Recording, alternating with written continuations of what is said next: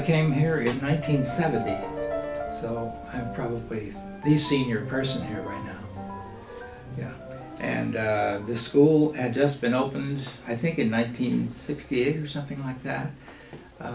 So I was really here on the, at the beginning of the use of this building. The school, of course, was established in 1917. It was over in another building across campus.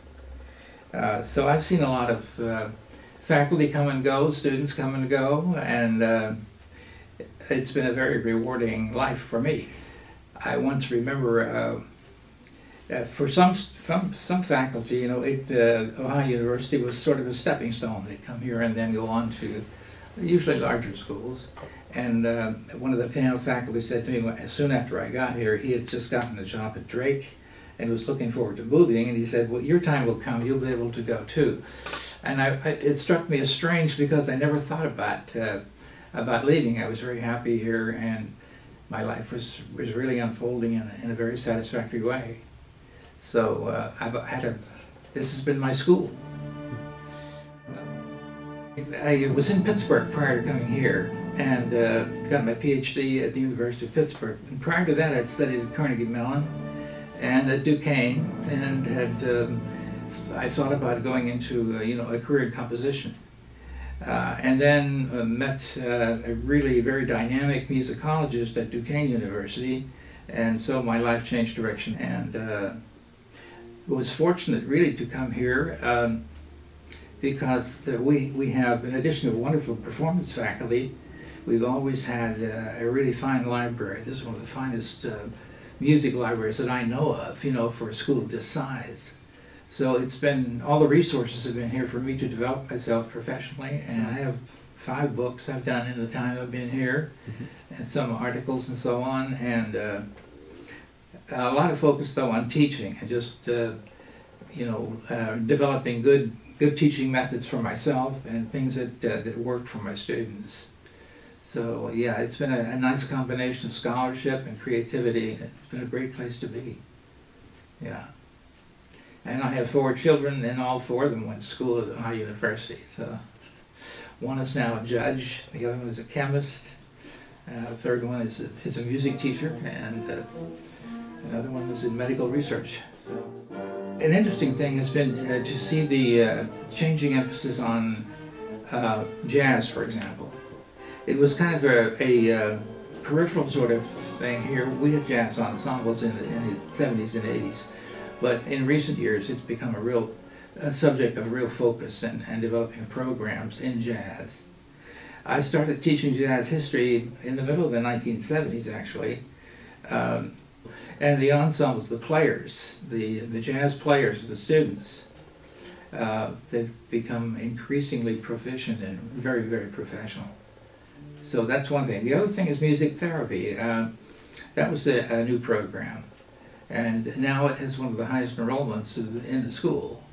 So we get people from all over the world coming to study music therapy. The technology that's come into being, just a remarkable change that made, how you can access materials. 20 years ago, if you wanted to study something, let's say in German art song of the 18th century, you'd have to go to Germany. Now you can pull up almost everything that's in libraries all over the world online, and it makes an incredible difference in what you do and how the time it takes to do it. The faculty, when I came, let's see, probably fewer than 20, maybe 15, 18 faculty members. The woodwind person taught bassoon, clarinet together, and maybe even saxophone at one point. Now, and as time went on, we now, of course, have a person in a studio for each of the instruments. As a consequence of that, I think we're drawing students with stronger backgrounds in performance in particular. I see our graduate program, at this point, it's largely become a preparation for doctoral programs. Another thing that's been a real strong part of the school, I think, is that we bring in visiting artists. We've had some outstanding, for example, composers come here and do conduct their works. The wind ensemble has really emerged as a strong ensemble here. Doing a lot of new works by composers. Commissions are done, and the strings program has maintained a strong image here. The faculty work very hard at recruiting. They take groups out on tours. Of course, the wind ensemble just recently played at Carnegie Hall, New York. My favorite members are people. Some of them are faculty who are no longer with us. But I remember, students, for example, just a couple of weeks ago, there was a knock on my door, and a woman came to the door, and she had a young woman with a young daughter with her, and she said, "Do you remember me?" And I said, "I remember your face." And it was a student I'd had maybe 25 years ago, and now she brought her daughter here to audition in the School of Music. Those are things that really make you look at, and she was so happy just to see me and recall her experiences in class here and so on. And yeah, that and the people, the faculty people, I've known some great people here.